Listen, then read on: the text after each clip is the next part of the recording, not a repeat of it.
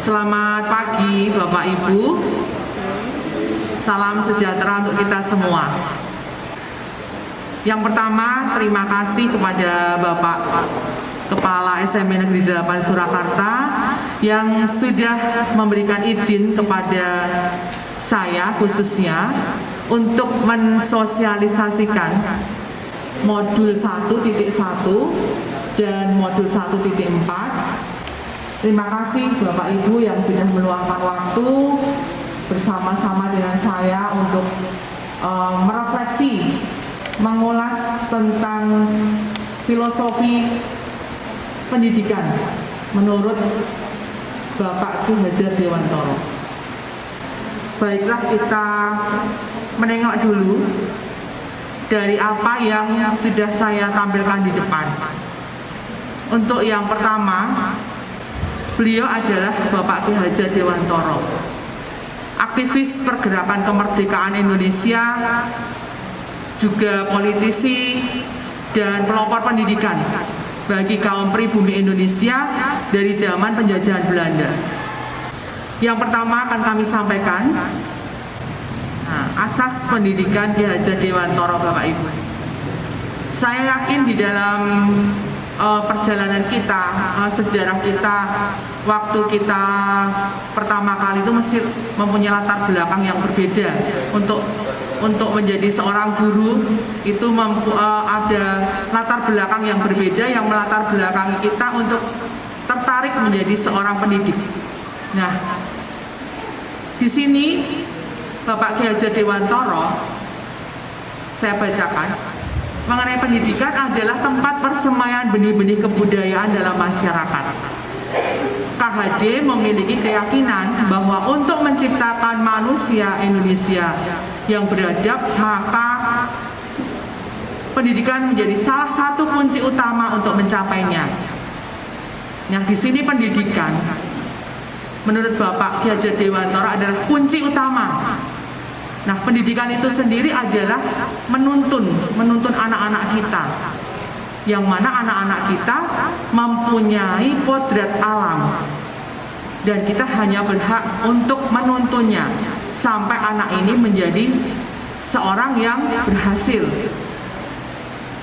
Pendidikan dapat menjadi ruang berlatih dan sudah tidak kita asing lagi, karena memang di dalam ruang berlatih itu bisa di dalam kelas atau bisa di luar kelas, dan bertumbuhnya nilai-nilai kemanusiaan yang dapat diteruskan atau diwariskan.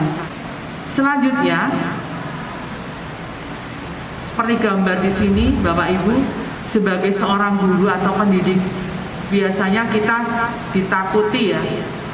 Nah, kalau di sini kita lihat anak-anak begitu enjoy dengan gurunya.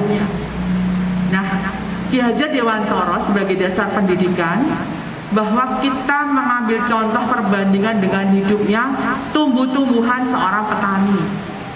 Ya, dalam hakikatnya sama kewajibannya dengan kita seorang pendidik yang menanam padi. Misalnya hanya dapat menuntun tumbuhnya padi, jadi anak-anak kita juga hanya bisa menuntun, kemudian memperbaiki sifat yang dasar yang mereka miliki, kemudian memelihara tanaman padi, memelihara anak-anak kita sehingga mereka tetap pada konsisten baik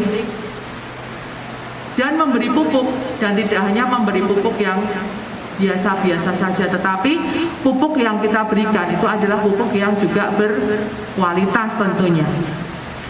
Kemudian kalau ada sesuatu membasmi ulat-ulat atau jamur-jamur yang mengganggu, biasanya anak-anak juga terpengaruh dengan lingkungannya, dan itu juga merupakan kodrat alam mereka, karena di dalam keluarga pun anak-anak juga dari latar belakang yang berbeda. Jadi bagaimana kita membawa anak-anak ini menjadi anak-anak yang tentunya akan ke arah yang lebih baik. Nah, Bapak Ki Hajar Dewantoro juga menyampaikan di dalam kodrat alam, dalam anak itu ada kodrat alam dan kodrat zaman. Nah, apa itu kodrat zaman atau kodrat alam dulu? Kodrat alam itu adalah berkaitan dengan sifat dan bentuk. Selanjutnya, nah di sini ada saya tampilkan seorang yang memegang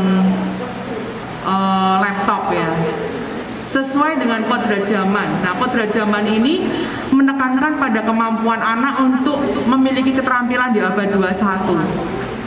Nah, contohnya sekarang ini ada yang disebut aplikasi-aplikasi yang baru ngetren itu ya. Anak-anak sudah mengenal Canva. Nah, Canva itu apa toh? Nah, saya sendiri juga sebagai guru juga ingin mengembangkan kompetensi saya. Nah, yang saya tampilkan ini juga dari produk Canva. Selanjutnya kita masuk di budi pekerti. Nah, budi pekerti menurut Ki Hajat Dewantara, budi pekerti itu adalah suatu watak atau karakter anak yang merupakan perpaduan antara gerak pikiran, perasaan, dan kehendak atau kemauan sehingga menimbulkan tenaga. Budi pekerti juga dapat diartikan sebagai perpaduan antara cipta, karsa sehingga menciptakan karya atau psikomotor. Sedih merupakan perpaduan harmonis antara cipta dan karsa. Demikian pula bahagia. Itu menurut Bapak Ki Hajat Dewantara. Jadi memang benar anak-anak kita itu sukanya bermain, Bapak Ibu. Bermain. Nah, apakah kita akan melepas dengan anak-anak kita untuk bermain terus ya? Bermain dalam arti apa? Kita memasukkan permainan sebagai alat pendidikan. Jadi bagaimana anak-anak itu tertarik dan dalam permainan itu mengandung sebuah pendidikan. Nah, KHD menjelaskan hubungannya dengan budi pekerti ini bahwa pendidikan karakter itu tercipta dari keluarga. Nah, keluarga menjadi tempat yang utama dan paling utama untuk melatih pendidikan anak, pendidikan sosial dan karakternya. Karena apa? Karena anak itu akan ada interaksi dengan kakaknya, dengan adiknya, maka akan belajar dari kakaknya, dari adiknya. Untuk belajar itu maka akan menjadikan pertumbuhan anak itu menjadi karakter yang baik di rumah. Kalau kita melihat yang satu ini, Bapak Ibu, mungkin ini sudah banyak terpasang di institusi-institusi pendidikan. Tetapi kita terkadang tidak mampu untuk melakukan atau mungkin melupakan ya. Nah, yang pertama, filosofi pendidikan Ki Hajat Dewantara yaitu Ingarso Song Tulodo. Artinya apa? Artinya kita sebagai pendidik harusnya menjadi contoh. Kemudian ing Madya Mangunkarso, seorang guru adalah pendidik yang selalu berada di tengah-tengah muridnya. Kemudian Tuturi Handayani sebagai pendidik yang terus-menerus menuntun, menopang dan menunjuk arah yang benar. Nah, kita berada di belakang, mendorong. Ketika anak-anak kita sudah berjalan sendiri, kita tinggal melihat, memotivasi, dan mengarahkan. Selanjutnya, Bapak Ibu, di sini ada seorang petani. Kita diibaratkan sebagai petani yang memiliki peranan penting untuk menjadikan tanamannya tumbuh subur lah. Guru mempunyai peranan penting dalam berkolaborasi untuk menciptakan kedalaman spiritual, intelektual, dan sosial untuk mencapai keselamatan dan kebahagiaan sebagai manusia. Nah, di sini merdeka belajar, Bapak Ibu. Merdeka belajar siswa dan guru menggali potensi-potensi siswa dan mengakomodasi karakteristik siswa. sehingga anak-anak nanti akan dapat selamat dan bahagia nantinya. Dan tujuan terakhirnya adalah apa yang disebut dengan profil pelajar Pancasila. Nah, inilah harapan kita, anak-anak kita akan menjadi anak-anak yang mandiri, bernalar kritis, yang nantinya akan menjadi bekal anak-anak di kemudian hari. Nah, ini sudah masuk di disiplin positif pendidikan, Bapak Ibu. Jadi ada sebuah perubahan paradigma di dalam pembelajaran, di mana anak-anak itu dihadapkan pada sebuah tata tertib biasanya. Nah, tata tertib itu akan disikapi bagaimana di sini merupakan stimulus respon yang nantinya akan dilawan dengan teori kontrol, karena stimulus respon itu keharusan untuk taat namanya. Stimulus respon itu keharusan anak untuk taat pada sesuatu. Monggo Bapak.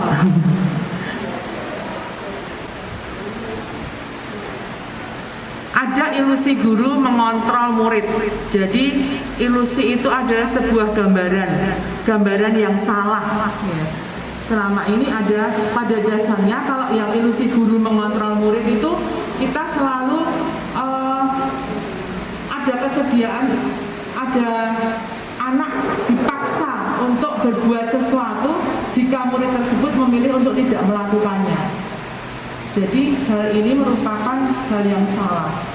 Harusnya ada, sebelum guru mengontrol itu harusnya anak bersedia untuk dikontrol. Jadi anak memahami dulu tata tertib misalkan yang sudah ada di sekolah.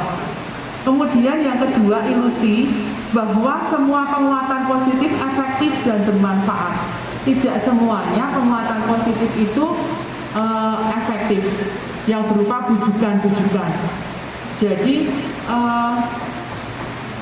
anak-anak sebagian lebih bisa memahami, sebaiknya lebih bisa memahami. Ketika dibujuk, maka anak itu akan muncul, oh iya, ada bujukan dari Bapak Ibu gurunya. Tetapi kemungkinan murid tersebut akan menyadari, mencoba untuk menolak bujukan itu. Atau bisa jadi murid itu tergantung pada gurunya. Kemudian ilusi yang ketiga, bahwa kritik dapat membuat orang bersalah, dapat menguatkan karakter. Dengan kritik anak-anak bisa merubah sikap. Jadi selama ini mungkin kita, oh ramana mas, tidak begitu mas, itu ini ya. Biasanya Bapak Ibu guru hanya mengkritik saja. Tetapi itu menurut teori kontrol ini itu salah. Jadi harusnya kita memilih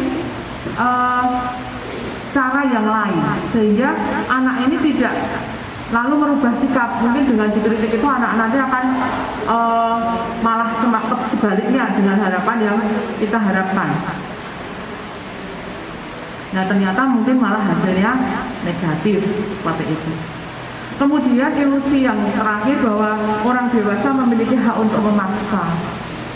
Jadi belum tentu orang dewasa itu memiliki hak untuk memaksa.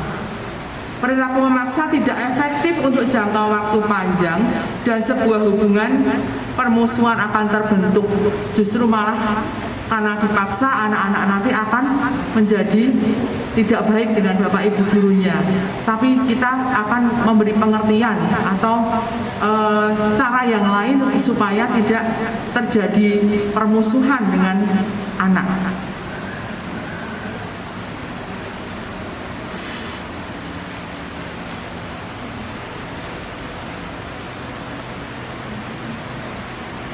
Nah, dari disiplin positif kita akan masuk di dalam makna disiplin dulu. Karena tujuan tata tertib yang dibuat ya di sekolah itu biasanya untuk mendisiplinkan anak itu dibuatlah tata tertib seperti itu. Jadi apa yang terbayang dalam bentuk benak kita tentang disiplin? mesti kita harus ada tata tertib, teratur begitu, dan kebutuhan pada peraturan. Nah, tata tertib itu juga sering dihubungkan dengan hukuman, padahal sungguh berbeda, dimaknai menjadi sesuatu yang dilakukan seseorang pada orang lain untuk mendapat kepatuhan. Lalu hubungannya apa? Ketidaknyamanan. Bapak Ki Hajar Dewantara mengatakan tentang disiplin seperti ini. Di mana ada kemerdekaan, disitulah harus ada disiplin yang kuat. Nah, itu hubungannya dengan motivasi.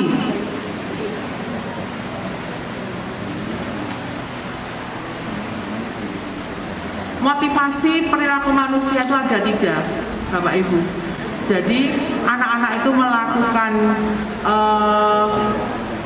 ketidaknyamanan, ada merasa ketidaknyamanan, ya. Itu karena apa? Ini karena merupakan permasalahan yang mungkin muncul berpengaruh pada mereka secara fisik.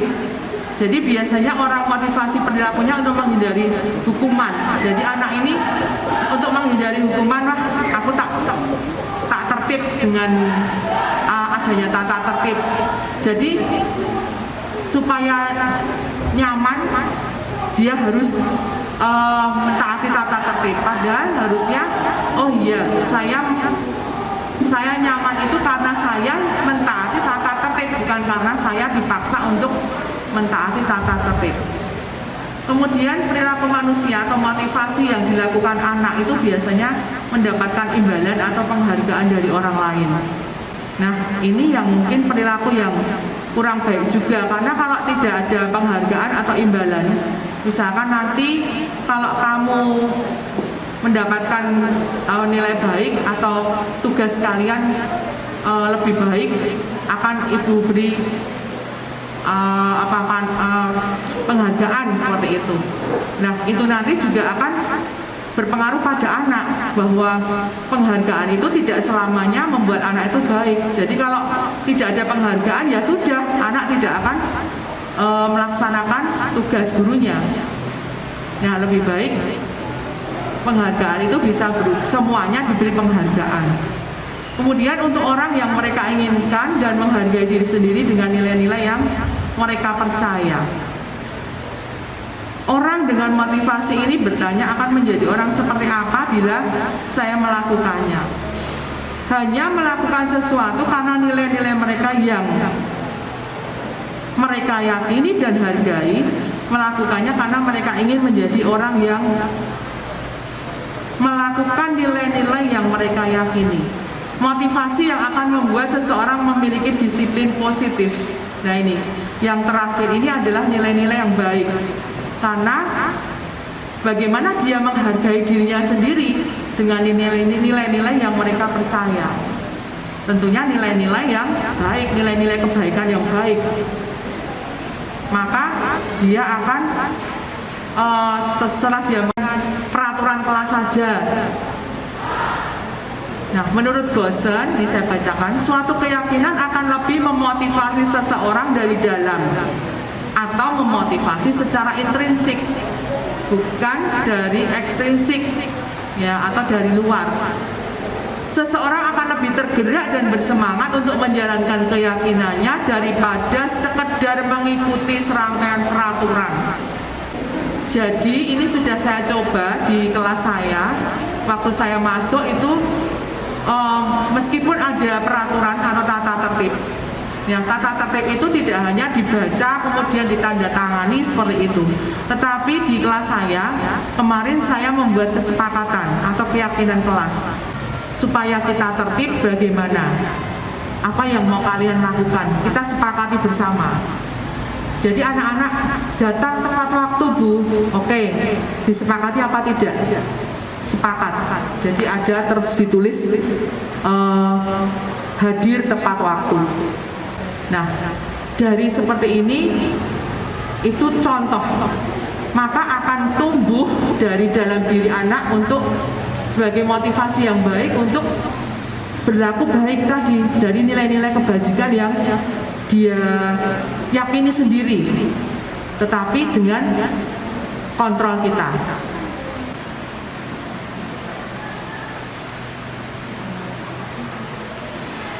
Nah, ini juga saya baru menerima dari pendidikan kemarin, Bapak Ibu. Memang agak sulit juga kita memahami adanya segitiga restitusi. Jadi sebuah cara menanamkan disiplin positif pada murid. Restitusi itu apa? Restitusi itu adalah proses menciptakan kondisi bagi murid untuk memperbaiki kesalahan mereka sehingga mereka bisa kembali pada kelompok mereka dengan karakter yang lebih kuat. Nah, biasanya restitusi itu merupakan proses, jadi membantu murid menjadi lebih memiliki tujuan disiplin positif dan memulihkan dirinya setelah berbuat salah. Itu ada beberapa sebenarnya. Yang pertama, restitusi bukan untuk menebus kesalahan, namun untuk belajar dari kesalahan. Ya. Dalam restitusi, ketika murid berbuat salah, guru tidak mengarahkan untuk menebus kesalahan dengan membayar sejumlah uang, memperbaiki kerugian yang timbul, atau sekedar meminta maaf. Karena kalau fokusnya ke sana, maka murid yang berbuat salah itu akan fokus pada tindakan untuk menebus kesalahan dan menghindari ketidaknyamanan yang bersifat eksternal, bukannya pada upaya perbaikan diri yang lebih bersifat internal. Biasanya setelah menebus kesalahan, orang yang berbuat salah akan merasa sudah selesai dengan situasi itu sehingga merasa lega dan seolah-olah kesalahan tidak pernah terjadi. Jadi seperti yang sudah saya lakukan kemarin di video itu, ada anak yang mengambil pianika temannya misalkan. Nah, dari mengambil pianika temannya itu kita akan mengambil sebuah restitusi. Ya, anak ini dipanggil, kemudian kita melaporkan ke wali kelasnya dengan nanti akan di semacam pertanyaan-pertanyaan yang membawa anak ini untuk menjadi anak-anak yang jujur. Jadi akhirnya tidak dipaksa kamu ya, tetapi ada suatu upaya untuk anak ini untuk mengakui tanpa dikucilkan oleh teman-temannya.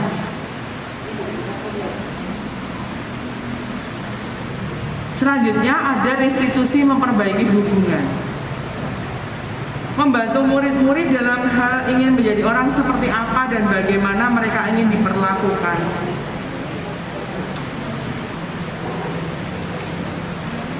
Kemudian restitusi adalah tawaran bukan paksaan. Restitusi menuntut untuk melihat ke dalam diri. Restitusi mencari kebutuhan dasar yang mendasari tindakan.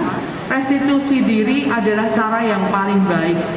Restitusi diri adalah cara yang paling baik. Ya. Dari beberapa restitusi ini Bapak Ibu, cara yang baik adalah restitusi diri.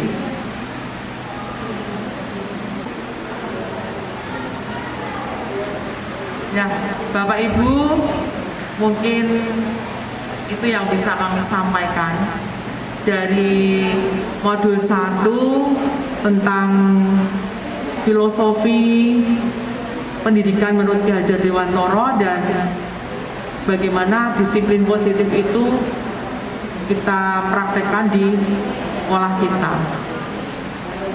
Dan semoga apa yang kami sampaikan ini bisa membawa anak-anak kita nantinya kepada nilai-nilai kebaikan.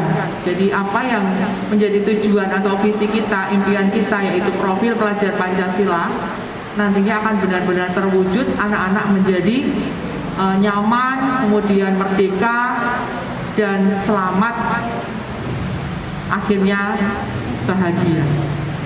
Demikian, terima kasih atas waktu Bapak Ibu yang sudah membersamai saya. Semoga bermanfaat bagi kita semua. Selamat pagi, selamat beraktivitas kembali.